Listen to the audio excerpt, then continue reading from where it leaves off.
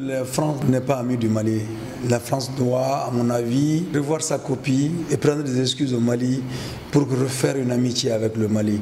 La France et le Mali se trouvent dans un rapport de suggestion, pas dans un rapport de coopération. L'Algérie est un pays ami, le Maroc est un pays ami. Nous avons des réalités, notre pays a apporté aux deux pays, à l'Algérie et au Maroc.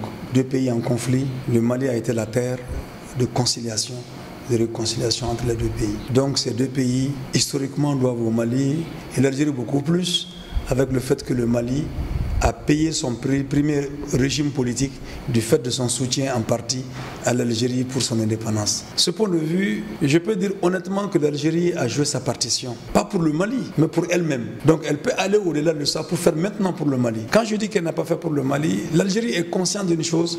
Un État, MNLA, aux frontières de l'Algérie, programmera la déstructuration de l'Algérie, le démantèlement de l'Algérie. Parce que le MNLA devient le virus, introduit notre continent, sur notre sous-région, par la France, une certaine France. Alors donc, l'Algérie, dans cette démarche-là, a eu une attitude de protection de ses frontières, jusqu'à aller défendre le Mali, dans le but de dire qu'il faut préserver l'indépendance et la souveraineté du Mali. Maintenant, le reste du travail à faire appartient aux dirigeants maliens. Pour que vos amis puissent vous venir à votre rescousse, il faut que vous aussi vous ayez une vision claire, une politique claire et que vous ayez des besoins clairement exprimés.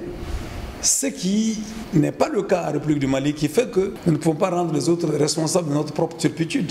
L'Algérie et le Maroc ne sont pas des pays en cause par rapport à la situation actuelle, où nous ne pouvons pas le savoir si nous-mêmes nous ne savons pas d'abord qu'est-ce que nous devons faire. L'Algérie est un pays d'appui pour le Mali. Le Maroc est encore un peu loin. Nous avons des problèmes similaires avec le Maroc. Donc, de ce point de vue, le Maroc peut être d'un apport pour le Mali. L'Algérie peut aussi être d'un apport pour le Mali, encore une fois, mais la condition sine qua non, c'est que nous-mêmes nous sachions ce que nous voulons exactement. À mon avis, c'est ce que je reproche au régime de Ibrahim Boubacar Keïta, dans la mesure où, pour moi, la situation actuelle du Mali ne commande pas des affrontements armés. Nous devons épuiser une arme que le régime n'a pas utilisée jusque-là, c'est-à-dire le dialogue.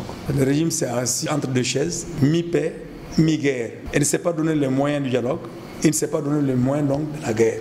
Et pendant la crise que nous avons connue, le Maroc a aidé le Mali, l'Algérie a aussi aidé le Mali.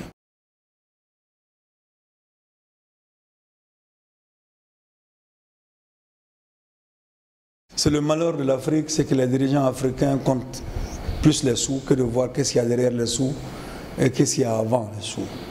Le G5, qu'est-ce que ça va rapporter? Absolument rien. Chaque pays africain a besoin d'une armée nationale forte qui sécurise ses frontières. Cette démarche endogène n'a absolument rien à voir avec la démarche G5. On ne commande pas la sécurité d'un pays.